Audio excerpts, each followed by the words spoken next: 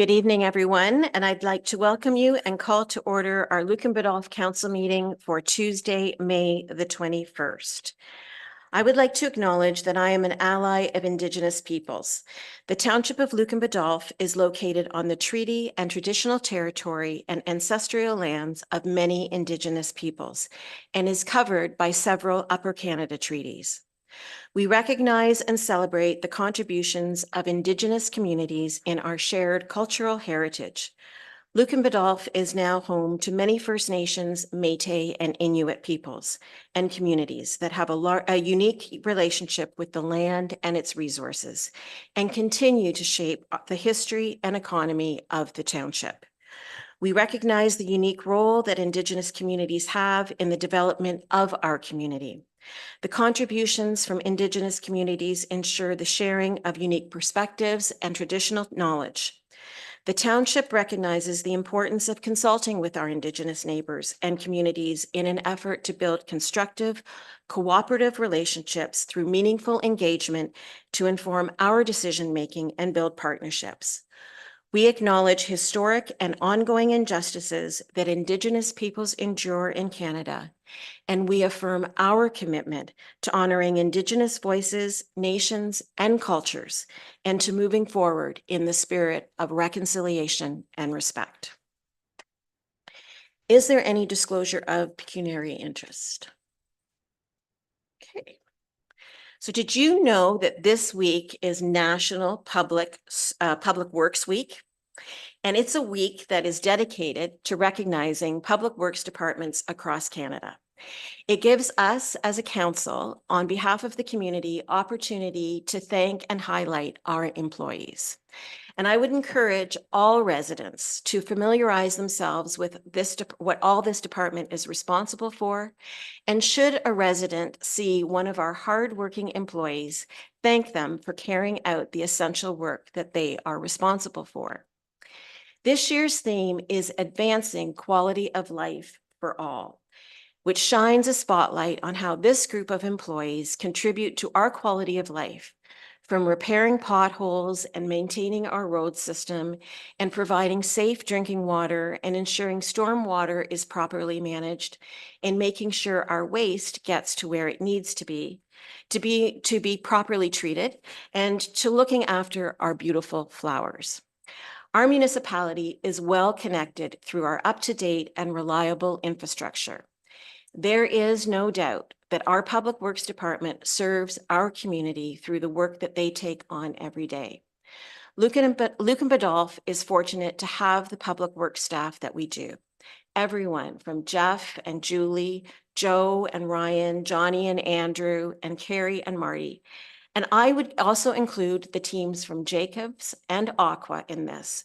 Everyone goes above and beyond to provide Lucan Biddulph with these frontline services that safeguard and enhance the quality of life in our growing community.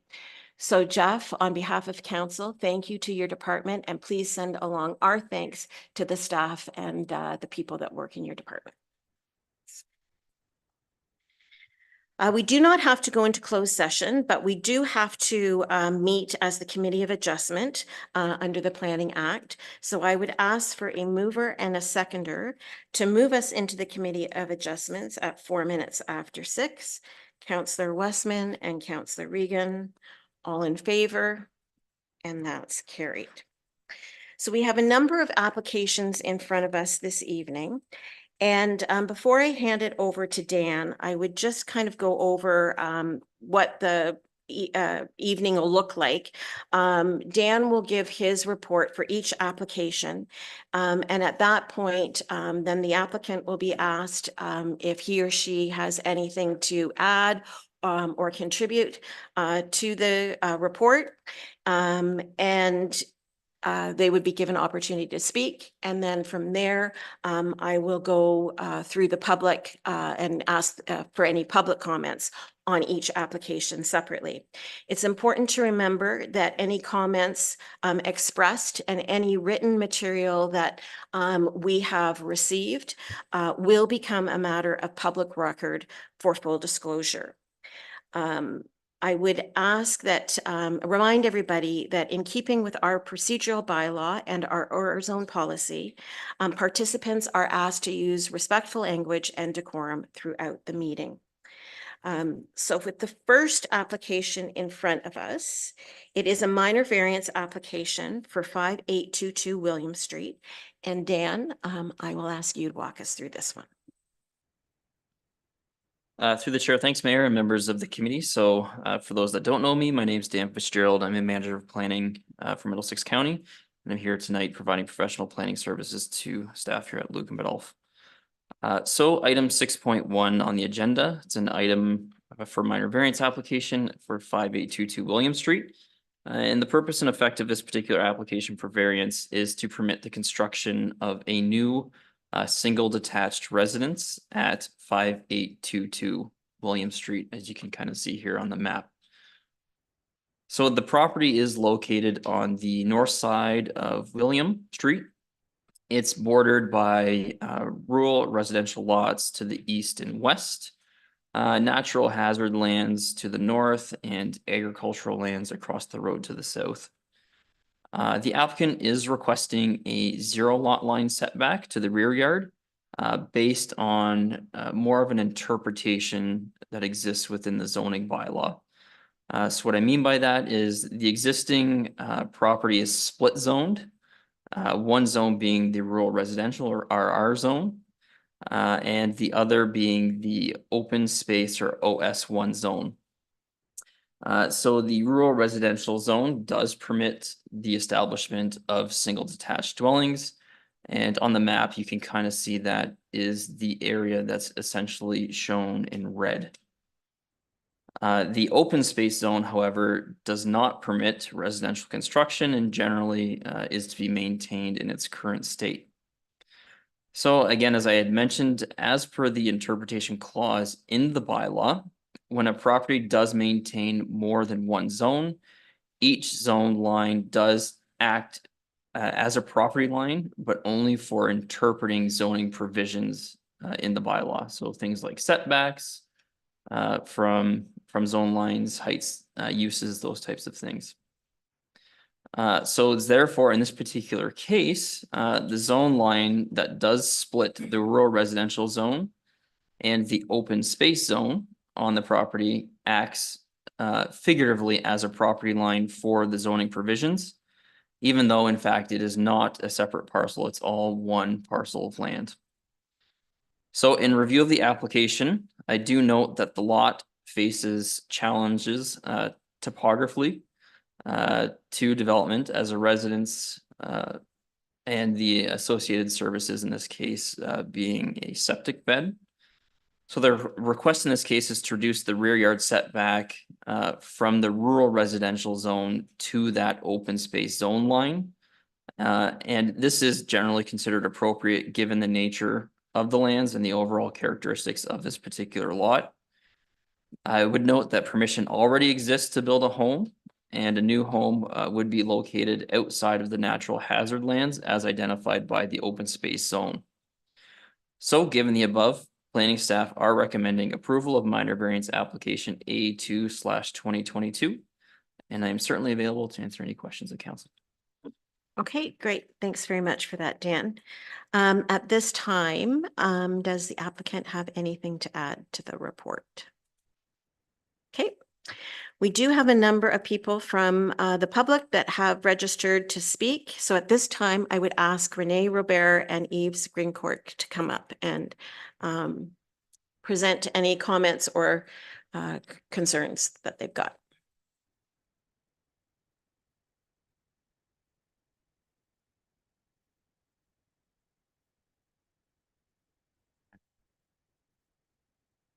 My name is René Robert. I reside at 5780 William Street, not the nearest neighbor, but a little down the road.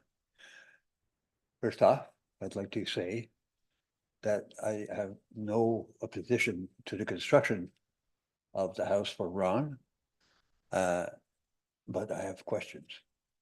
I look at the drawing and I would like perhaps a clarification why we really need to go to 0 clearance.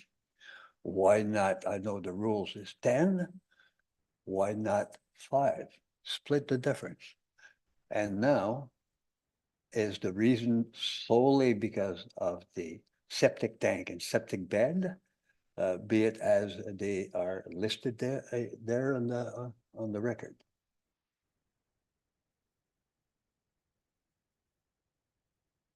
Perhaps Ron would be in a better position to answer that one.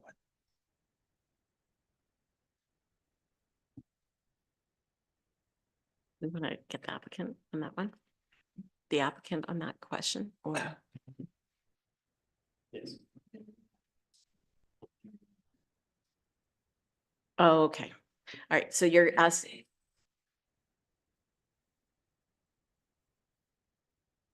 Okay, gotcha. Okay. All right, so that's question 1. We're gonna keep, what other questions do you have? So you can't answer that one right now, We're gonna get all of the questions and then we'll ask the applicant to come up. right?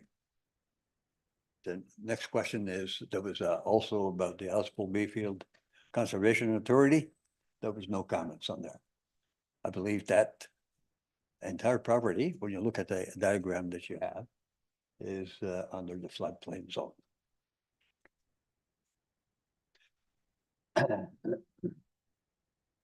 So there is a concern, because there's a creek, and Ron knows it, that we've got to basically be at a certain distance from to protect the environment.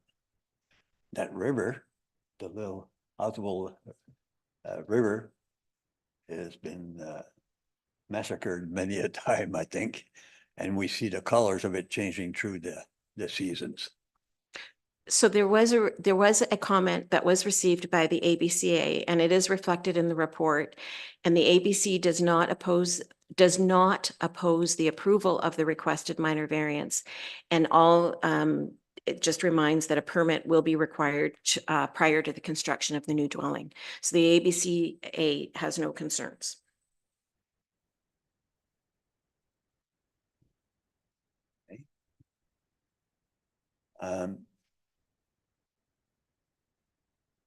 If you would care to basically tell me again the exact measurements, because when you see the drawing, it's all approximate distance from the creek, from the septic bed, from the septic tank.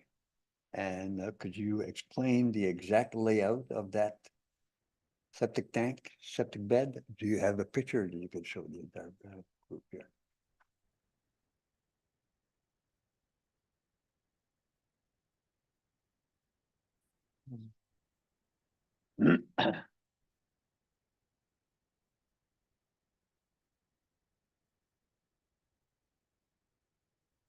Yeah, so generally speaking, great questions, very technical in nature.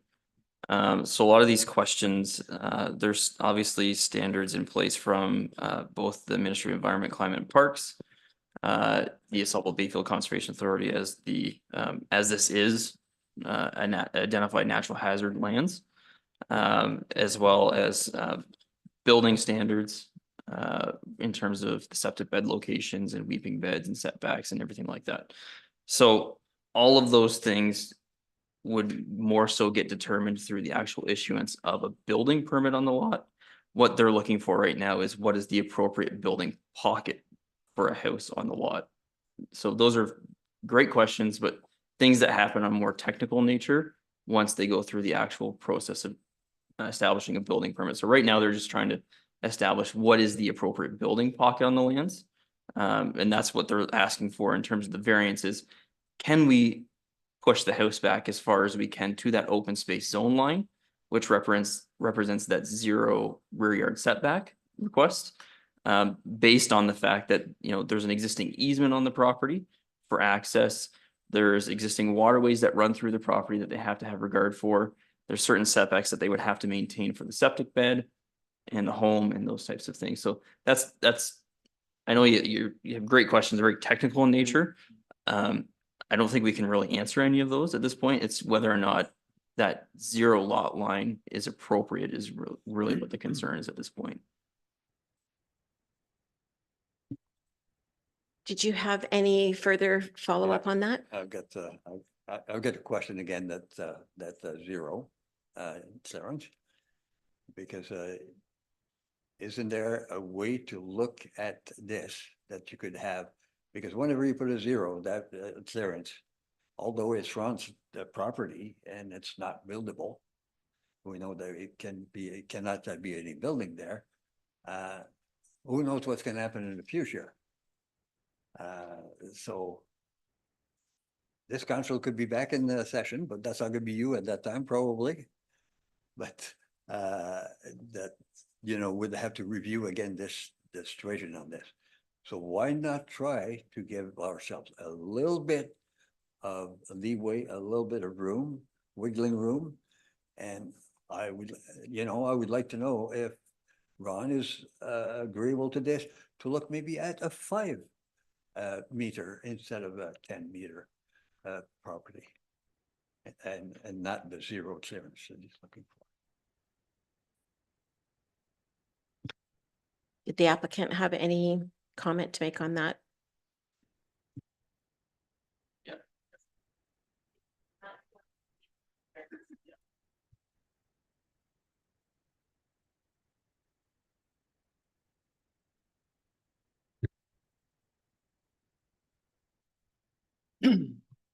Thank you. Through you, Madam Mayor. So the reason the variance is being requested is because given the topography of the lot sloping up towards the open space zone line, we feel that the septic system will be better suited towards the front of the property.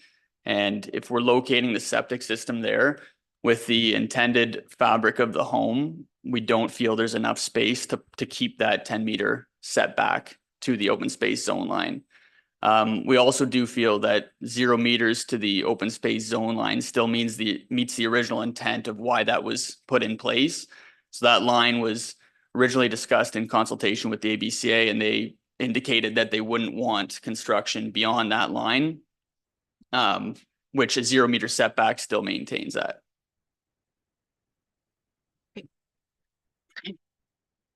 Any other further comment or questions at this time? I don't have all the exact blueprints. Well, I don't believe that they've been drawn up at So- this point. Yeah. But when I look at this drawing, the corner is on the line. So we'll have to review this at one point or another. Yeah, and the last question I've got Mhm. is again about a little bit water issue. The water, some water issue. And the septic is one thing, obviously, like it's always an issue for a creek that's gonna flow toward the river. But currently, there's, I believe, a water line that goes onto under a green cap. So there's obviously a space there. And correct me if I'm wrong, but some of that water, because the key was on the valve, the water valve, for about 2 or 3 days. And I know the water has been flowing. Is there any meter to measure the amount of water used?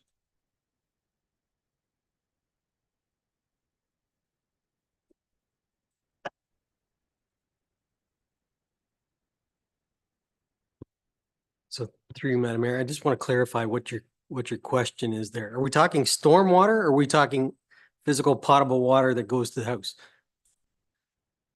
That's city water, potable water. Yeah, Mr. Robert, I don't know how to answer that. I don't know exactly what you're speaking of, but I mean, obviously the public works manager is here. He will have a look. I don't know what else I can say to you. My reason for asking is this council should know what's happening in our region. That's your area of responsibility. Correct. That's all I'm gonna say for now. Perhaps Eva's got another question. I just have a question. Is there a way to have a drawing of the house? For example, tonight there is another case for a separate garage, and we can see the drawings and the description and everything. I couldn't find any on this new house. Is there a previous meeting that occurred that we can have a picture of the drawing? I'll get the applicant to answer that, but at this time, that's not what this application is for. Agreed. Yeah. But Okay. is it linked to this application? It's a full project, right? So can we have a drawing to see at least the house, what it would look like?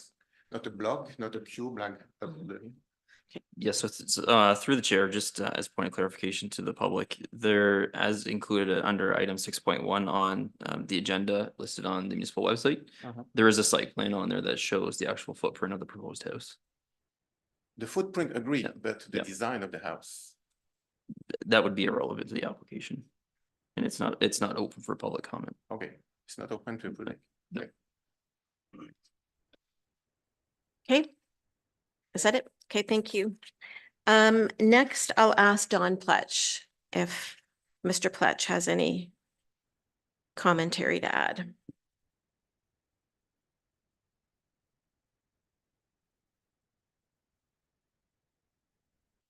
Good evening, thank you. We live across the road and a little bit to the west. And I really have no objection to the minor variance. And just a few housekeeping comments. In the report that Dan did, he mentioned the location being on the north side of William, east of the intersection of Corsi and William. It's actually west. Yeah, just there's a problem with directions.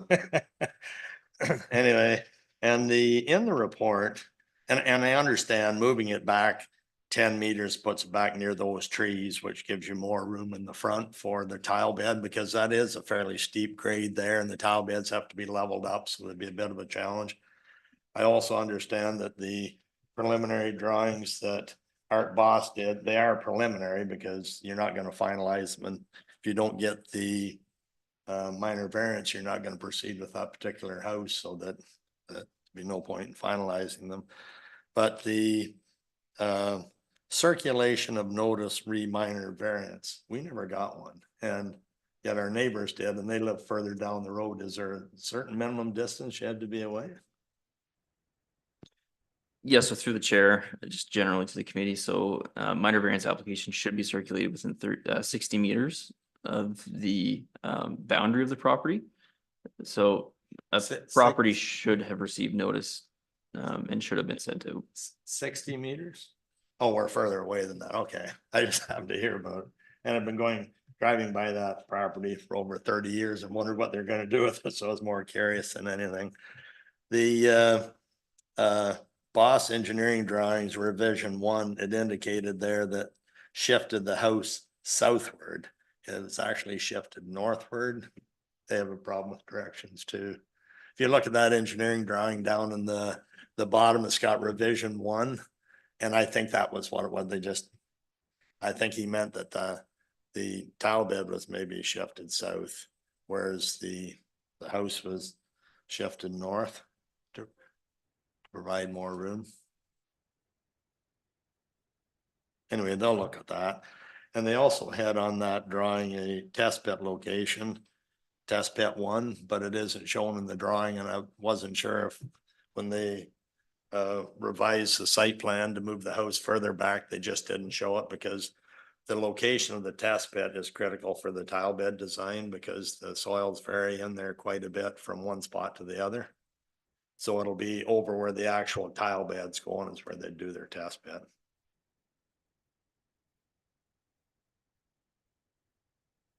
And that was all I had. I just thank you for Okay, letting me go. appreciate that. And Tina's taken record of your comments. So, Okay. okay, Thank all you. right, thank you. And then Don Jakes.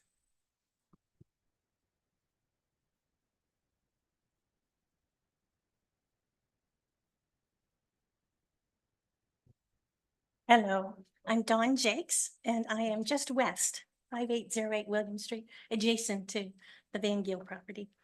We're very happy to have them coming next door. But I do have a few questions. That a regulatory line to the north of that property there, and he wants the 0 variance. I'm not exactly sure where that is. When I look at the Middlesex County map as well as yours, it's near, I can see by our garden that it's near the bottom of the garden. What I'm wondering is there's stakes right up by the tree.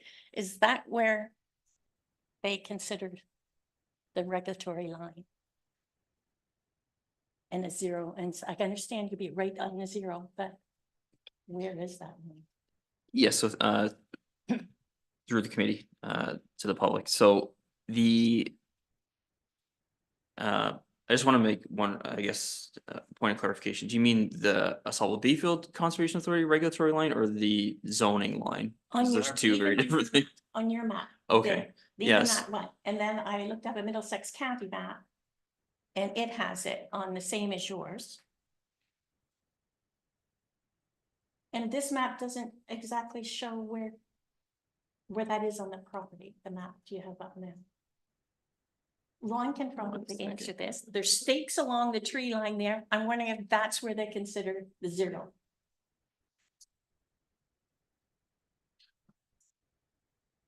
Because there's about 20 feet. I'm just wondering then from my pool, am I going to be looking in their windows?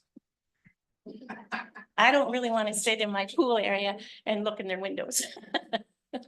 Mhm.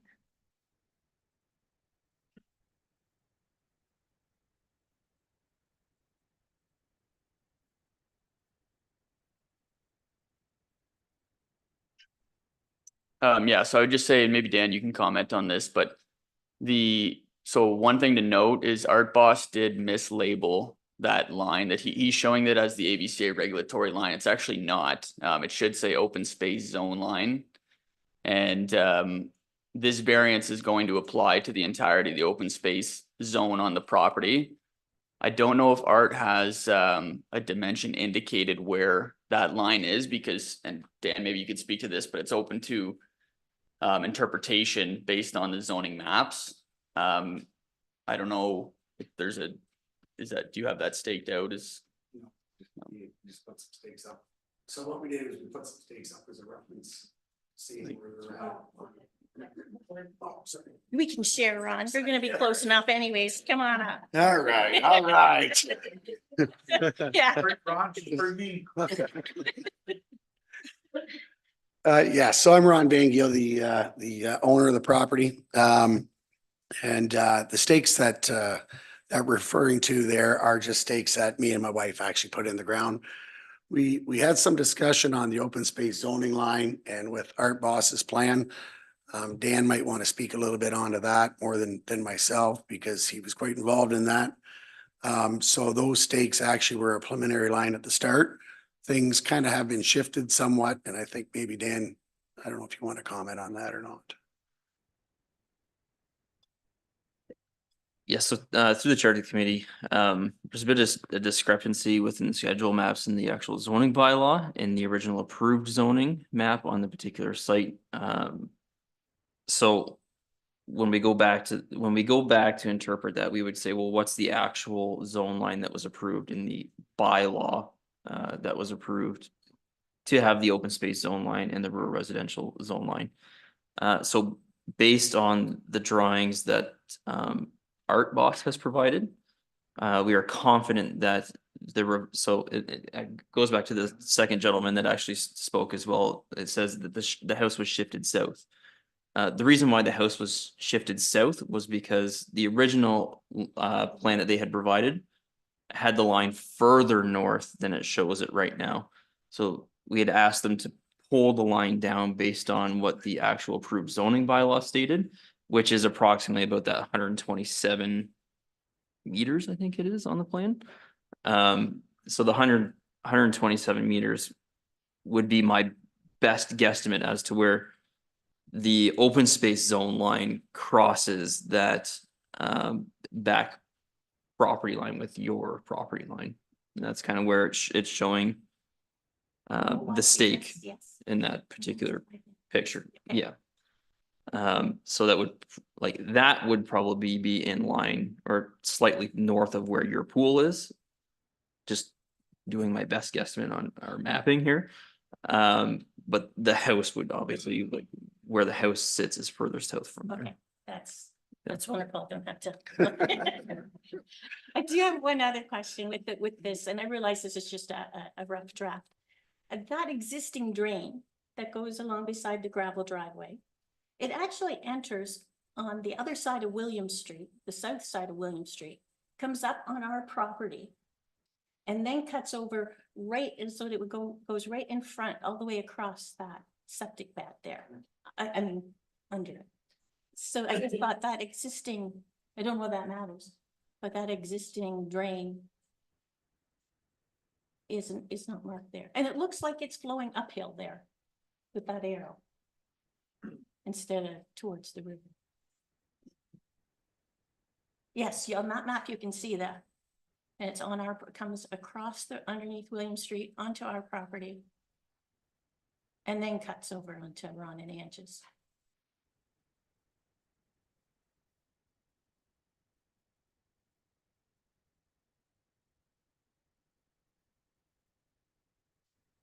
Yes, in on the top of the map, you can see it. Yeah.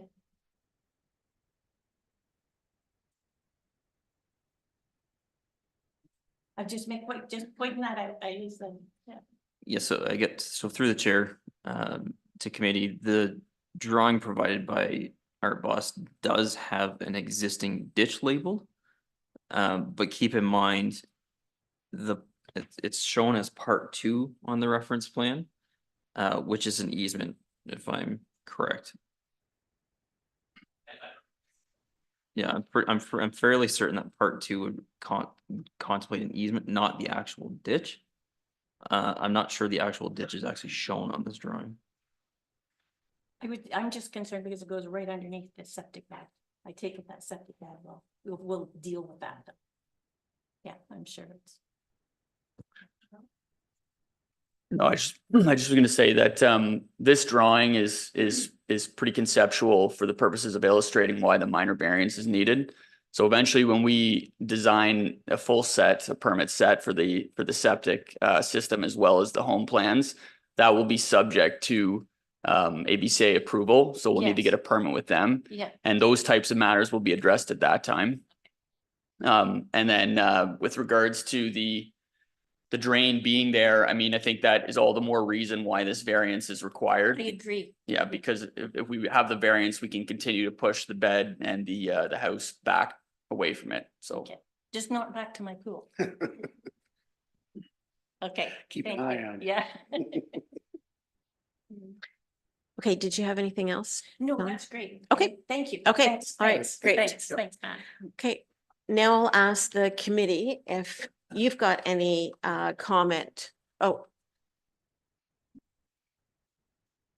Okay, one more since you're here.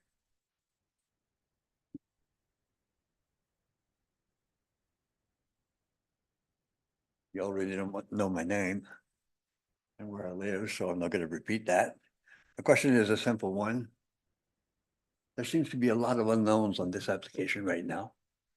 And one of that unknown is due likely to the fact that I don't think there's a proper survey that has been done.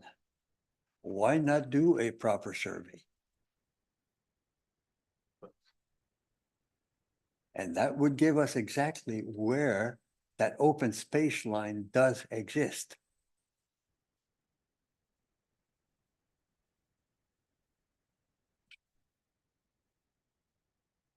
Well, I think the open space line is on bylaw, right? And that's what everything comes from. Yeah, maybe just a comment to the committee. So the open space zone would not be determined by survey, it would be determined by the actual physically approved bylaw. So we're confident based on this interpretation that our boss has provided and our records that that is the correct location as to where the open space zone line is. Okay, thank you. I'm sorry to say that I don't quite agree with you on that one, but I wanted to be heard Yep. that my opinion here Yeah, no, your comments have been, will be reflected in Have a this. Good one. Okay, thank you. Okay, before I get to the committee. Sure, yeah. Just through the chair to the committee members and the members of public. So I do understand where the concern comes from in the interpretation of the zone line. I had the same concern based on what the schedule map in the bylaw shows. But the applicant was able to go back. We checked the property file as well, and that we actually have the physically approved bylaw. And that property line that's in the approved bylaw, which instituted that open space zone, does show that line much further north than it shows in the schedule bylaw right now. Right now, it just basically shows it as a parallel line coming off the back of the neighboring property straight across. In the actual approved bylaw, it shows the line going up much further north. So it takes, and when it hits that back property corner, it takes a jog upwards. So we would be happy to provide the approved bylaw to all the members of the public so they can review as well and satisfy themselves that it is accurate. Yeah, I think we can do that. We'll, as Dan said, we'll provide the three of you copies of that bylaw so you can review it to your satisfaction, okay?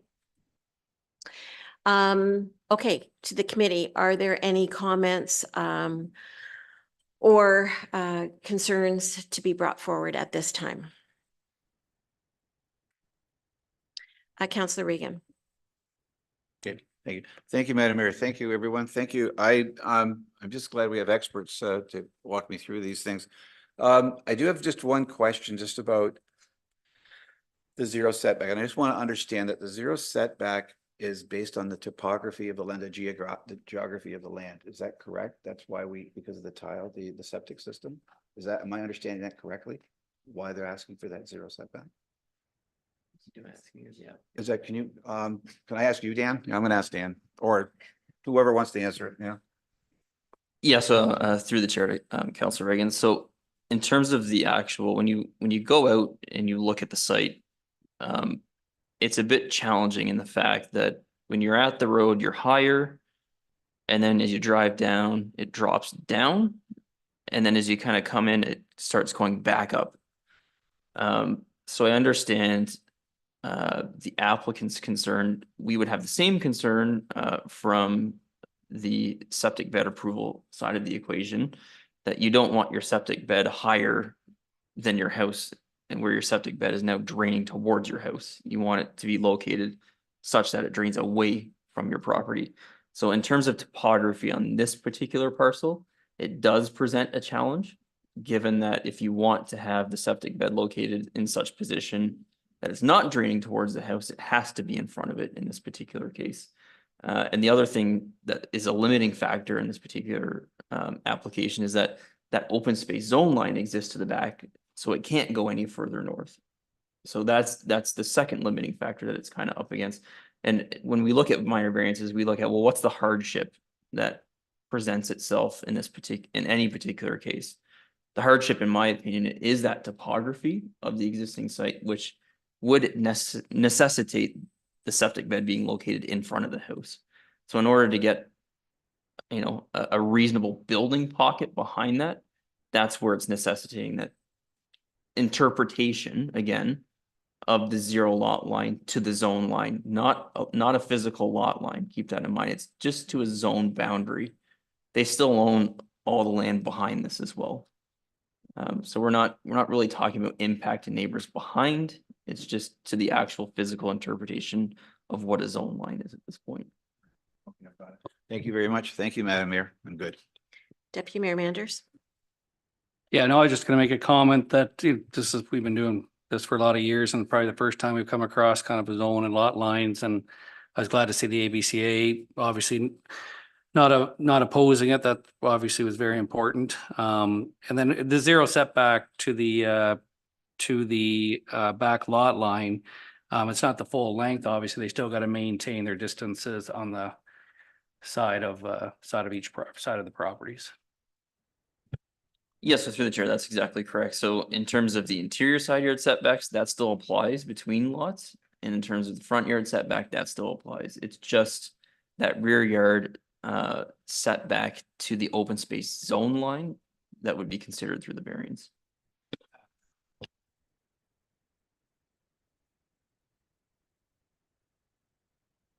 Yeah, 0 meters from that side. Yep, thanks. Are there any other comments or questions from the committee?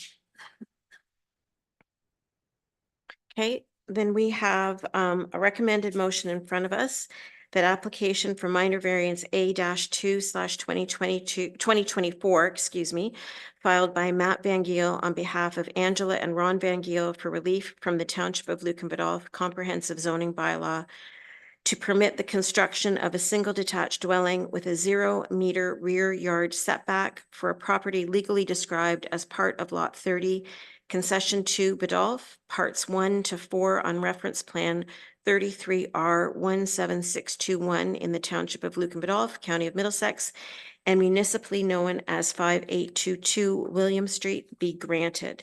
The reasons for this is the intent of the Township of Lucan Biddulph official plan is maintained, the intent of the Township of Lucan Biddulph zoning bylaw is maintained, and the variance is considered minor in nature, and the variance is desirable for the appropriate use and development of the lands.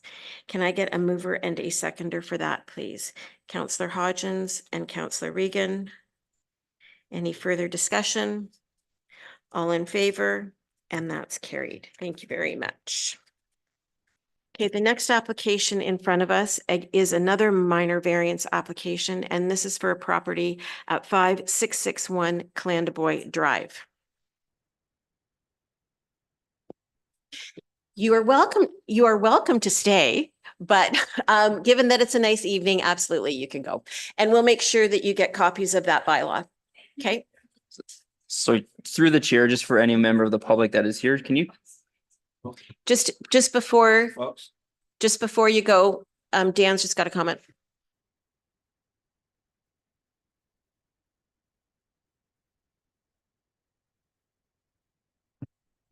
Okay. So moving on. I know.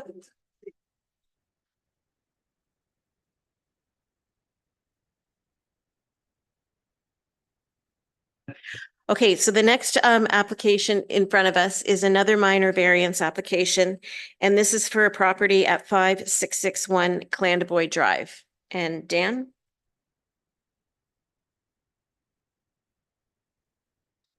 So through the chair, thanks, committee chair and members of the committee. So application 6 or item 6.2 on the agenda is an application for minor variance for 5661 Clandeboye Drive. So the purpose and effect of the application for minor variance, for this case, it is sought in relation to a conditionally approved consent application. That being consent application B3/2024 to establish a reduced frontage requirement. The subject property generally overall is a 5.17 acre existing residential lot. And it's situated on the south side of Clandeboye Drive. And it does maintain frontage, specifically in this case on Port Street. The lands abut an existing residential subdivision to the north and west and agricultural lands to the east as well as south. So as mentioned, the applicant was granted provisional consent on April 16th, 2024. And that was to establish 3 new residential building lots with frontage on Port Street. So the owner would maintain the existing residence, which does gain access through Clandeboye Drive through an existing shared access easement. So the request for the 0 frontage requirement in this instance is based on the property not maintaining any physical frontage along a road as a result of the provisionally approved consent application. So however, as noted in the report, the property does maintain legal access through the existing easement as previously established through consent. Staff are of the opinion in this case that the request as a condition of consent is considered desirable and appropriate, and that it does meet the 4 tests of a planning act. So therefore, I am recommending approval of minor variance application A3/2024, subject to the condition that the frontage reduction apply only to the retained lands by the existing owner. So thank you, and I'm available for any questions. Okay, thank you for that, Dan. Applicant have anything to add at this point? Nope. Any questions from the committee? We don't have anybody registered from the public on this one. Registers or any comment or questions on this application?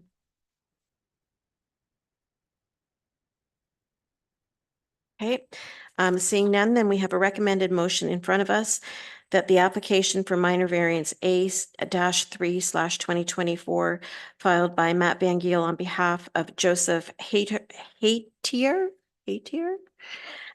for the relief of the Township of Lucan Biddulph comprehensive zoning bylaw to permit a reduced frontage of 0 meters on Clandeboye Drive for a property legally described as part of Lot 14, Lot 18, and Lot 35, Range 2, Plan 178 in the Township of Lucan Biddulph be granted, subject to the following conditions: that the variance only apply to the lands as identified in the attached location map.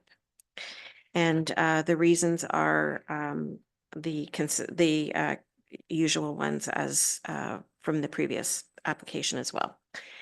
Mover and a seconder for that, please. Councillor Westman and Councillor Regan. Any further comment? All in favor? And that's carried. Thank you very much. We have another minor variance application, and this is for a property on Roman line at 33812. Dan? Yeah, thanks, committee. So item 6.3 on the agenda is an application for minor variance listed as application number A4/2024. The purpose and effect of this particular application is to construct a new accessory building southeast of the existing single detached dwelling on the property. So as proposed, the applicant seeking permission to exceed the maximum permitted height to 6.1 meters, whereas the zoning bylaw permits a maximum height of 6.5 meters. The property is located on the east side of Roman Line, north of the intersection at King Highway 4, or Richmond Street and Roman Line, and it is municipally addressed 33812 Roman Line. It's approximately 1.96 acres in area, and it's situated in an agricultural area. It's occupied by an existing single unit dwelling, as well as 2 accessory structures, being a small shed and a chicken coop. The property is designated agricultural under the official plan and is zoned surplus dwelling zone in the zoning bylaw. The surplus dwelling zone does allow for single unit dwellings as well as their associated accessory uses, which in this case would be a residential accessory structure. The lands are surrounded generally by agricultural lands, which are used for crop production. So in this particular case, I have reviewed the application against the 4 tests of the Planning Act, and as indicated in the report, I am satisfied that the requested relief in height would not cause negative impacts to adjacent properties and generally does meet the 4 tests of the Planning Act. So as such, I am recommending approval of minor variance application A4/2024. Thank you.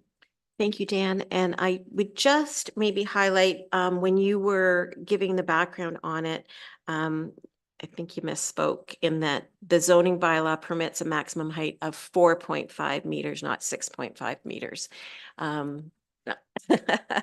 So if it was 6.5, we wouldn't be here. So just for anybody watching, the zoning bylaw permits a maximum height of 4.5 meters, and the applicant is requesting relief from that to build something at 6.1 meters. Any questions or comment from the committee on this application?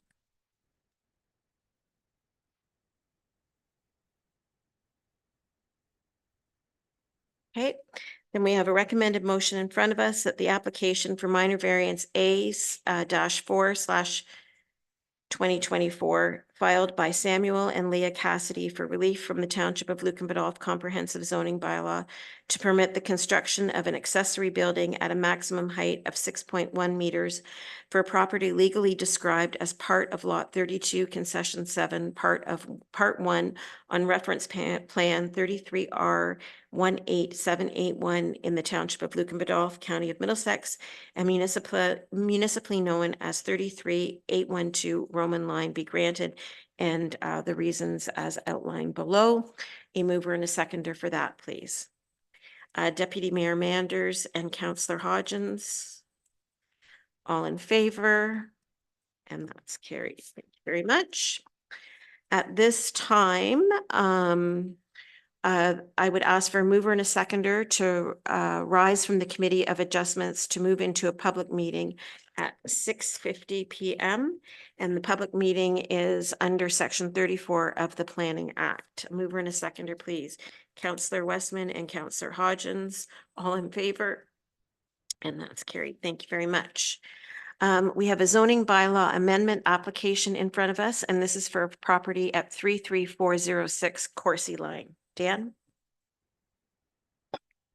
Through the chair, thanks, Mayor and members of council. So item 6.4 on the agenda is an application for a zoning bylaw amendment for a property that's located on the east side of Coursey Line, north of the intersection at Coursey and Elginfield Road. And it is municipally known as 33406 Coursey Line. The purpose and effect of the zoning bylaw amendment application is to rezone the parcel from a rural residential zone to a site-specific special agricultural exception zone. And the requested rezoning would reduce the minimum required size for an special agricultural parcel, while also reducing the minimum required MDS2 distance separations required for 5 nutrient units. So for council's benefit and the public's benefit, 5 nutrient units is the minimum standard that applies to MDS. So that's what they're asking for in this particular case. The effect of the proposal is to add permission for the owner to maintain 2 horses on this particular parcel. So the subject property is approximately 0.51 hectares. It is located next to a farm parcel on the east side of Coursey Line.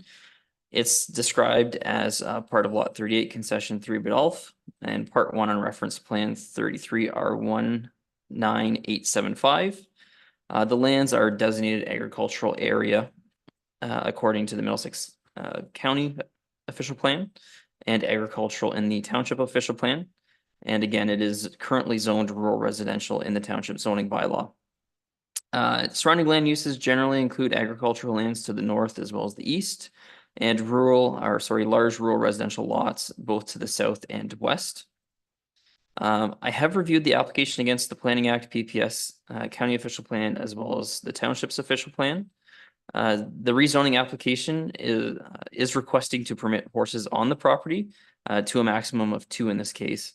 So given the context of the site, I am satisfied that the proposed amendment is consistent with the PPS and conforms generally to the county official plan and township official plan. And as such, I am recommending approval of the zoning bylaw amendment and that the bylaw be brought forward for consideration of council. Thank you. Okay, thank you very much, Dan. Did the applicants have anything to offer at this point in time? No? Okay. And then Mr. Longman, do you have any comment or questions at this time?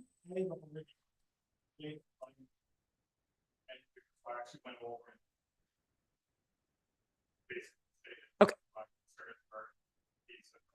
Okay. Okay, all right. Okay, thank you very much. Any questions or comment from the committee? Councillor Hodgins. Thank you, Madam Mayor. Through you, to Dan. My question is, I guess, how does this come up? It's almost like a housekeeping thing. We're just got to have the right zoning if there are animals on the property and it's rural residential currently. So, if there were horses previously, or they're proposed to be horses where there previously wasn't, and the resident contacted the township, I'm just curious how these come up. Or is this something that, we keep an eye out for if there are things that aren't in compliance with zoning currently? Yeah, so through the chair, in this particular case, the owners of the lands contacted the township to ask if they could have livestock on the lands, which based on the existing rural residential zoning on this particular parcel, it does not allow for agricultural use as a permitted use, which is then defined as the keeping of livestock. So in this particular case, they reached out to the township, myself, and asked if it's possible, can we rezone it? What we'd be looking at? And so I did work with them. I did let them know, there's MDS considerations that you'd have to look at as well. they did that pre-work to look at, well, what is the MDS in this particular case? Is there additional setbacks that we'd have to have consideration for in terms of any like site-specific zones? So that's exactly what's happening in this particular case. But in terms of the actual zone in this, like I understand why it's zoned rural residential in this particular instance, and it's essentially just because of the size of the parcel. So the existing zoning bylaw has a certain minimum standard for the A2 zone, which is I think it's 8,000 square meters. And this property falls under that minimum size threshold. And that's why it just automatically then bumps down to the rural residential zone. We don't really use the rural residential zone anymore. That's kind of something that happened prior to us doing the surplus dwelling severances. We don't sever off rural residential lots anymore as part of the provincial policy. So it's kind of one of those zones that it's just there, it's grandfathered in, and we work with it. So I understand like where the limitation is in terms of the concern about having livestock on the parcel. And that's more or less relates down to why it's zoned rural residential is because there's those considerations for MDS too. Where you're establishing livestock uses in close proximity to other rural residential uses. But when we looked at it more holistically in this case, I have regard for the fact there's an existing intensive livestock operation just south of this property. So any type of impact this would have on the neighboring residential property would, in my opinion, be negated by that existing intensive livestock operation. So I know I gave you a very long, expansive answer, but generally speaking, it's zone rural residential. It's not a lot. It's not a zone that we really use anymore. But in order for them to have any type of livestock on the particular parcel, it would have to be zoned either A1 or A2. In this particular case, A2 is the more appropriate zone given the existing size of the parcel. Thank you. Any other comments? Okay, then we have a motion in front of us that the application for zoning bylaw amendment ZBA 5/2024 filed by Lindsay McDougall to rezone the lands to a site-specific special agricultural exception A2 zone for a property legally described as part of Lot 38, Concession 3 Biddulph, Part 1 on Reference Plan 33R19875 in the Township of Lucan Biddulph, County of Middlesex, and municipally known as 33406 Coursey Line, be approved, and that a bylaw be forwarded for consideration. A mover and a seconder for that, please. Councillor Regan and Deputy Mayor Manders, all in favor, and that's carried. Okay, the next one is a zoning bylaw amendment application, removal of the H zone, and this is for the Asable Fields Block 13. Dan. Through the chair, thanks, Mayor, members of council. So item 6.5 on the agenda tonight is an application for a holding symbol removal for a property that is located on the east side of Scotts Drive. So as, the application to remove holding is generally an administrative process, I would say. And it's a check to ensure that the development has met the zoning conditions that were originally placed on the lands by council prior to any development occurring.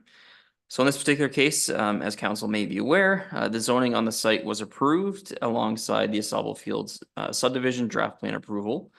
In this particular site was designed to accommodate a multi-unit townhouse development. While 9 of the townhomes were severed off of the parcel for the purpose of selling freehold townhouse units, the remaining lands do represent a comprehensive proposal for 69 townhouse dwelling units, planned to be conceptually a vacant land condominium. So in this case, the holding symbol requires that the applicant enter into agreements, extend municipal services and ensuring they're functional, execute a site plan agreement, as well as committing to intersection upgrades at William Street and Scotts Drive. So with that said, all of these items have been addressed by the developer and have been cleared by staff. And as the requirements for the lifting of the holding have been met, I am recommending council approve zoning bylaw amendment ZBA 7/2024. I'm certainly available to answer any questions council may have. ZBA 6. You're just moving too quickly there. And it should be noted that we did receive one comment, one written comment from the members, from a member of the public. Is there any questions or comments? Councillor Regan? Thank you very much, Madam Mayor. I just wanted to speak to that one comment from the resident. Just to ask if I may ask Dan, they're concerned a little bit about the parking considerations for the 69 units.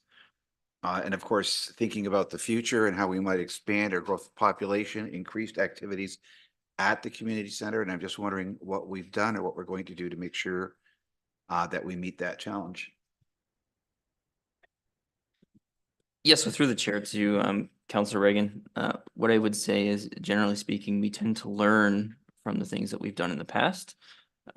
So we try not to repeat our mistakes. So in this particular case, when this was brought forward to council, we did have a conceptual site plan that we knew the zoning that they were requesting was going to work at the end of the day. And that included provisions for zoning on site as well as visitor parking stalls. So that's something that we didn't do in the past. That's something that we're having regard for now. So in this particular case, each unit has a parking stall in a driveway to each unit, and then a stall conceptually in a garage. And also I would note that we have also required the applicant to have a minimum 6 meter long driveway as opposed to 5.5 in the past. And that's to accommodate for things like vehicle overhang for larger vehicles that we know are characteristic of our smaller rural communities. So we feel that that has been addressed already at the zoning stage. We're having regard for the increased size of vehicles. Each unit has 2 parking stalls, plus we have a situation where we've included additional visitor parking stalls on site. I know there was a comment about concern about potential parking on Scotts Drive. So really, that's something that we would have to have regard for in the future. If that does become an issue, then we can address it at that point. Staff can address it at that point. Right. Thank you, Dan. Thank you very much, Your Worship. Any other comments or questions from council? Councillor Hodgins? Thank you, Madam Mayor. I may have 1 or 2 questions. First one is, I think construction is happening there now. The site's being serviced. So that happens in advance of the holding provision, or I guess, can you speak to the timing of that, Dan? Yeah, so through the chair, every once in a while, we will enter into an agreement with the applicant to do pre-servicing. So we do have permits for pre-servicing that can occur prior to holding removal, but certainly no building permits have been issued for foundations or the actual construction of units. So what you're seeing out there right now is just pre-servicing of units at this point, and grading works basically. Okay, thank you. My other question was the upgrades to William Street and Scotts Drive intersection. Is there timing for when that is going to be completed? Yeah, so through the chair, it's actually kind of a harder one to answer because there's more things to take into consideration with that particular upgrade, including the county securing additional lands from an existing private property owner and transferring lands which were previously encumbered by a mortgage. So there are technical considerations that are occurring in that particular instance. However, we have asked that the applicant enter into and pull a permit from the county in this case, because it is a county road. And they've also provided security for the cost of the works to occur. So that would be something that we would want to see prior to occupancy on this particular site. Thank you, Madam Mayor. One last question. We've been talking about our wastewater treatment plant a lot lately, so recognizing there's limited capacity there. Is there adequate capacity for the full build out of this site, or have they been allocated capacity through entering into this agreement? So through the chair, simple answer, yes. We like the simple answers. Any other comments or questions from council? Deputy Mayor Manders. Just there was talk that the removal of the H was going to be in a regular meeting and not public. I was just curious if we are going to do that, or if that was incorrect information to me a couple weeks ago.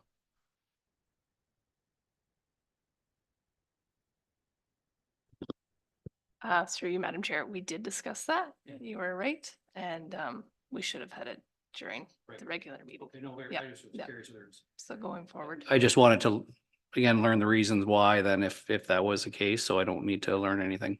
Good. I don't think it's right or wrong either No. way, But no, I think, But- but if, yeah, but where it is on the agenda, you're correct. Sure. It would alleviate the illusion that public could comment, I guess is what you're saying. well, exactly. I mean, there was, Yeah. yeah, we've had them before where people were coming into, you know, that's not, there's times to discuss every application, removal of the H isn't. Yeah. Right. Thank you. Any other questions or comments? Okay, seeing none, then the recommended motion in front of us is that the request to remove the holding H3 symbol by Van Giel Building Company for the proposed 69-unit townhouse development be approved, and that the implementing bylaw be brought forward for consideration. A mover and a seconder for that, please. Councillor Hodgins and Councillor Regan. All in favor? And that's carried. Our last zoning bylaw amendment application is for a property at 34851 Coursey Line.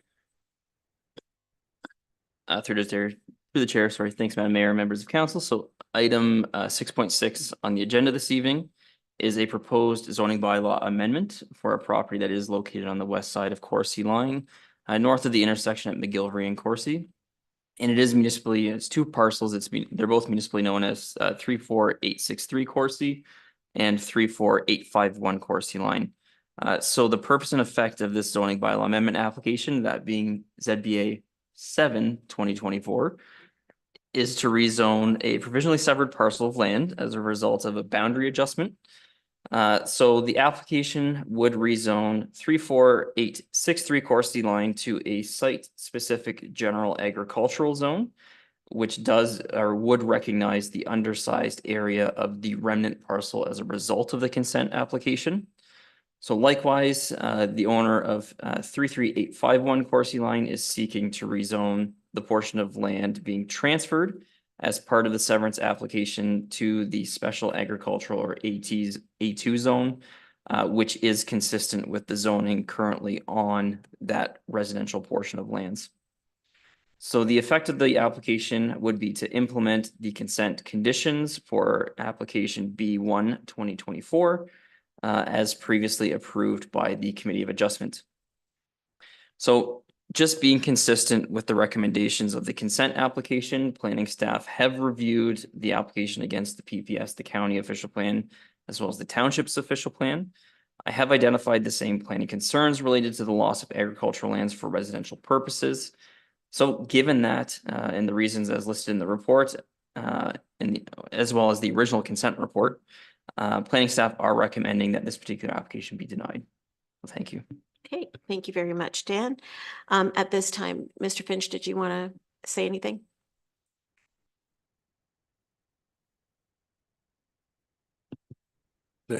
Thank you, council. Like Dan had mentioned, these were brought up in the original consent application prior to approval. Since then, there was a legal survey done, ready to be deposited. It was originally asked for 0.64 of an acre. It has been shaved down to 0.6 of an acre, which is 0.24 hectares. So a little smaller than the original ask. All right, thank you for that. Comment or questions from council, Deputy Mayor Manders? I guess in case there's probably should be a little comment on, or if there is little comment on this, maybe to explain to the public that we certainly discussed at length the boundary adjustments and the request of this applicant at length back a few months ago. So, and it was at that time, after a lengthy discussion and talking about loss of agricultural land and everything, that they come back for the zoning change that's before us today and and definitely had an understanding that that the planner would be denying it, but that was asked of the applicant to come back to do that. But I kind of want to make that comment as we certainly discuss this at length. Thank you. Thank you for those comments. Any other comments or questions for council at this time? Councillor Hodgins. Thank you, Madam Mayor, through you. So I guess we have a recommendation in front of us that it be denied, but we've already had a revised motion, or we went a different way on the previous application. So recognizing that our planner has to make their professional recommendation as such, I would think that we are going to move a motion to approve this application, to follow through with the original decision we made. So I have in front of me two motions. I have one that would follow Dan's report and that the application be denied. The other application I have, or the other, excuse me, recommendation I have is obviously that it be approved and that a bylaw then be forwarded for consideration to council. Okay, so if there's no further comments from council, I would move the motion that we approve as per the wording you have. Okay. Thank you for that. A seconder for that motion, Deputy Mayor Manders.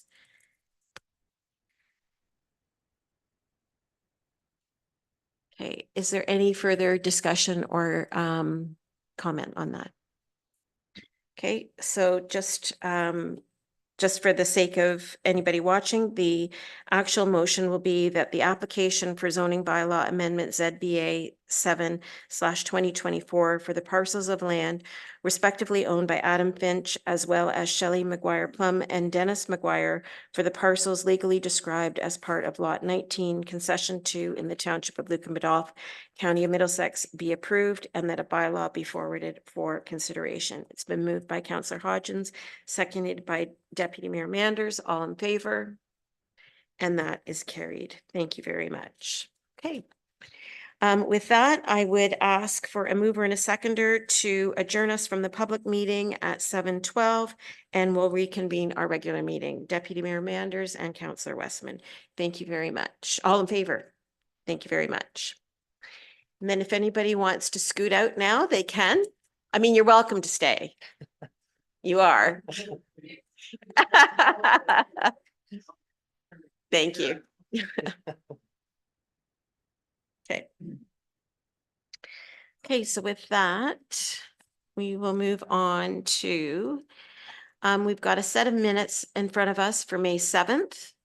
And if nothing needed to be amended, I would ask for a mover and a seconder to approve those minutes as circulated. Councillor Westman and Councillor Regan. All in favor? And that's carried. There's been nothing that has been added to the business arising. And I guess I would ask council if they wanted anything from the last set of minutes to be added to the business arising. Nope. Then we'll move on to correspondence. There's been a few items that have been received. Nothing has been flagged by staff, but would council like to speak to any of the items that we received? Councillor Westman. Yeah, just recognition that June is Seniors Month, and our community is blessed to have a large percentage of its population are seniors, and I'm rapidly approaching that myself. I think we are not unique in the fact. Thank you for that. Depends on where you can get that seniors discount there, Alex. Hey, I love it. It's great. No, we're not unique in that. A lot of communities are 50% or more people over the age of 55.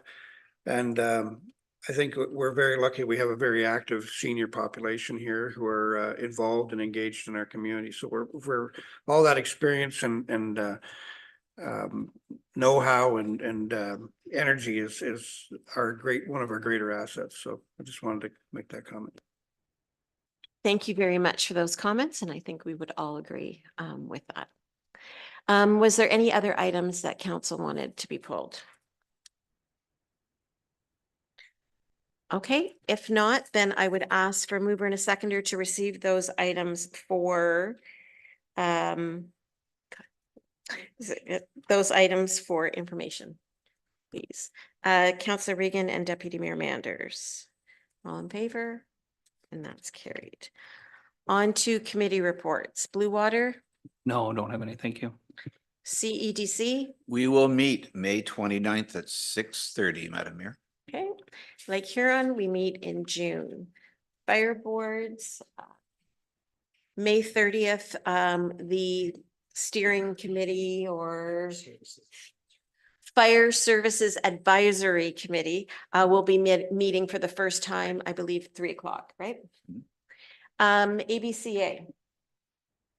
Thank you. Not too much to report. I'll just look at my notes here.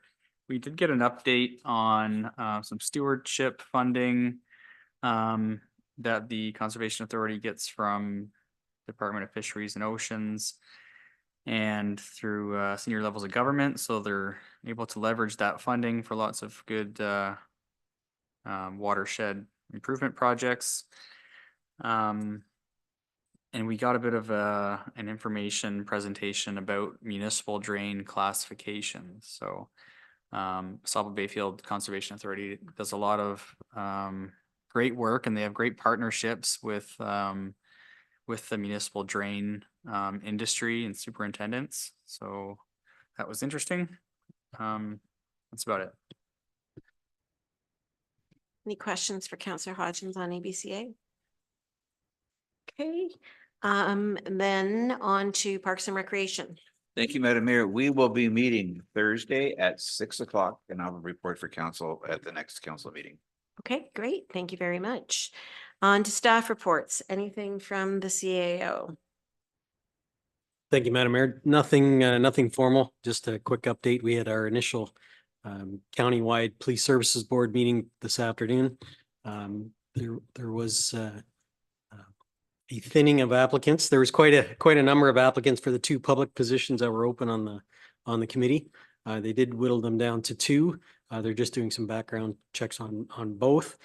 So there will be a formal motion, I believe, coming forward to this council. That would be the June, I think the date is June the 4th. But there was a comment made at the meeting from one of the parties, one of the municipalities, that the both public appointees had to be unanimously approved by all the participating municipalities, which kind of, sort of threw a wrench into how we wanted to proceed forward. But anyway, we're going to determine whether that's accurate or not, and we'll have a formal report at the next meeting. Great, thank you for that. Anything from you, Tina? Nothing from building, nothing from, I'm sorry. Yeah, go ahead, Councillor Hodgins. Thank you, Madam Mayor. Through you to Ron. I just wanted to ask, because I think I brought it up earlier, about the board composition and whether it seemed like we weren't getting feedback or not much engagement with the Indigenous communities within the area, and just wondering if there was more attempts to reach out to get representation on the board from those communities, or if we had any success with that, or if we see any, collaboration with that board in the future. So through the mayor to Councillor Hodgins, good question. The committee is more or less being administratively led by Middlesex Center. So the clerk of Middlesex Center has reached out to the Indigenous community. There's three reps that are supposed to come from the Indigenous community, and they may still come. We have been reaching out to them, trying to get them to participate. Those attempts I don't think are over. So they will continue, but those 3 spots will remain open. One of the questions today was whether we can take those 3 spots and fill them by somebody else, and that's a no-no. We can't do that because again, those efforts will continue, and it may be 6 months, it may be a year before those 3 spots get filled by the Indigenous communities. So, okay, thank you. Okay, we don't, Catherine's not here, so we do have a proposed plan of condominium exemption report in front of us. So Dan. Yeah, through the chair, thanks, Mayor and members of council. So in this particular case, the purpose of this report is simply just a request for a condo exemption with the determination that another public meeting in this particular case is not necessary for the final remaining block in the Asable Field subdivision. So the parcel of land that we're discussing right here is the same parcel of land for the holding removal in the Stobble Field subdivision for the 69 unit townhouse condominium. In this particular case, they are requesting, or sorry, the owner is intending, as I kind of alluded to previously, that they are looking to develop the site entirely as a vacant land condominium. And the applicant has established that the lands, these lands have been established through the application of a draft plan of subdivision. As well, they're subject to a subdivision agreement, a site plan agreement with both the township and the county of Middlesex. So they have applied to the county for a condo exemption, which would establish a new condominium on this particular parcel. And for council's benefit, for the public's benefits, the Condominium Act does provide for applicants or applications for condominium approval to be dealt with essentially in one of two ways.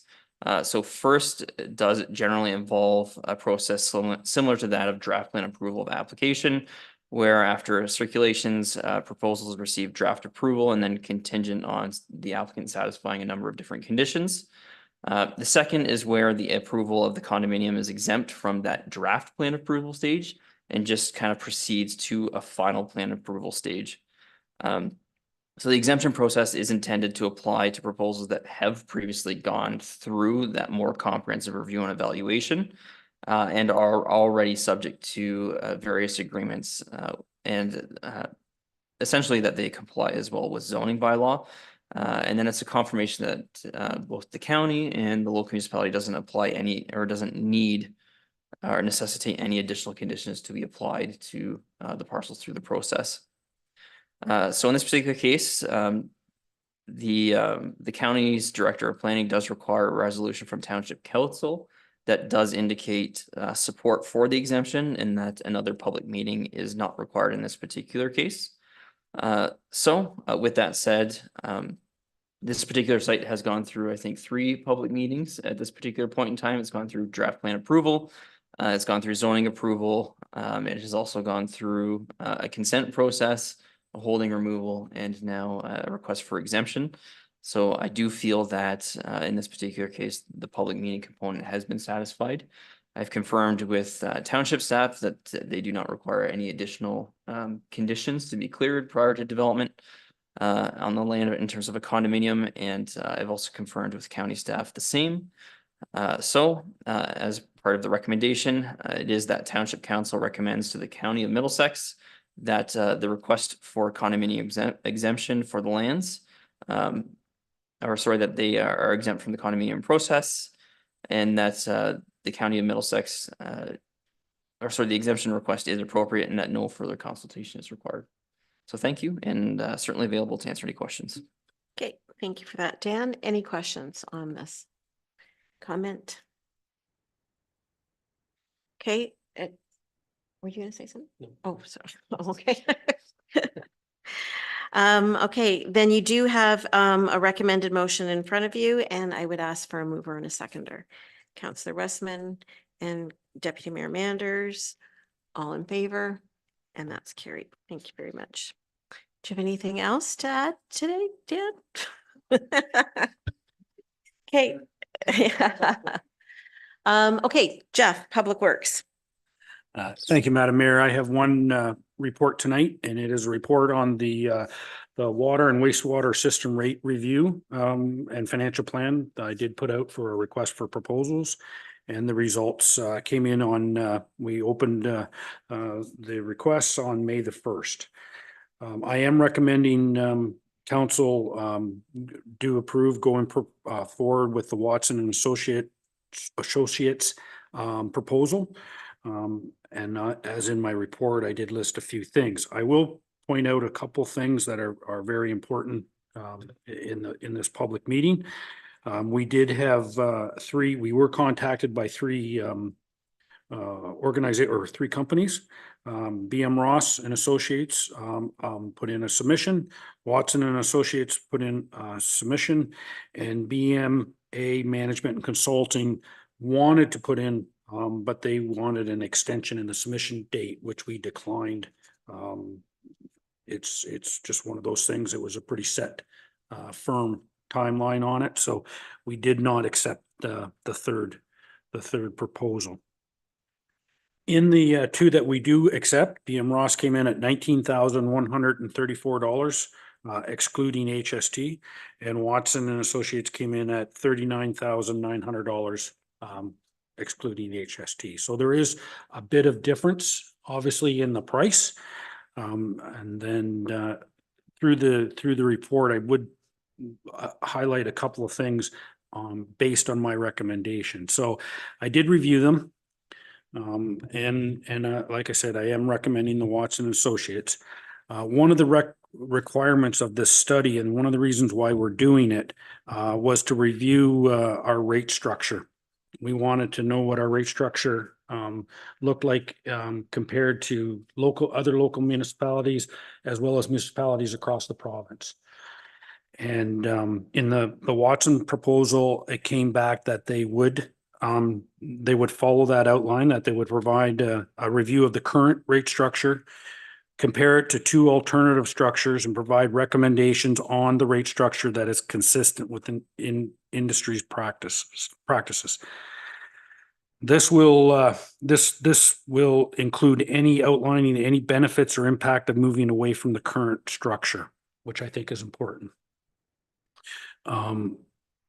So that was laid out right in their proposal. Whereas the follow-up with the BM Ross proposal shied away from structural, looking at the structure rates.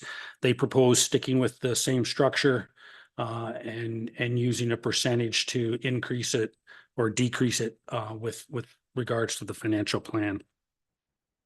As well, the Watson Associates, one of the requirements that the Watson Associates made sure that they hit on in the proposal was we wanted to compare our current water system revenue and expenses to industry standards and again, other municipalities. So how we stand up, how we're doing, and Watson addressed that by saying that they wouldn't provide a comparison of the water system and would use appropriate benchmarks through the industry. And that they said their experience with using similar municipality rate studies to do these comparisons. So basically bringing back to what we asked for. On those two things alone, that was some of the reasons why we implemented this proposal. And that's why I'm recommending that we do use the Watson and Associates proposal. We did have a budget of $50,000. We are coming in under budget. 25 will go to water and 25,000 will go to wastewater. They are in the operational budget of each as it stands. And I will open it up for questions. Okay, thank you very much for that, Jeff. Comments or questions for Jeff on this? Deputy Mayor Manders. It's just a brief comment. I don't, just like Jeff, I'm sure don't like the spread, but I understand your reasoning and respect it, and certainly would support you on the reasoning. Thank you. Any other comments or questions? Councillor Hodgins. Thank you, Madam Mayor. Through you, yeah, echoing comments of the Deputy Mayor. It is quite a difference there in the proposals, but this is we are looking at proposals here and not just the dollar value, of course. So we want to get take the better option, and I'll support Jeff's recommendation. I guess one question I would have is with Watson Associates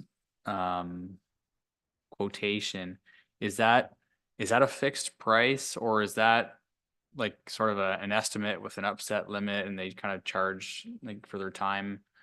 Or can you comment on that, Jeff, please? Yeah, and through the mayor, it is an upset price. So what that really means, and again, I didn't get into the breakout of that.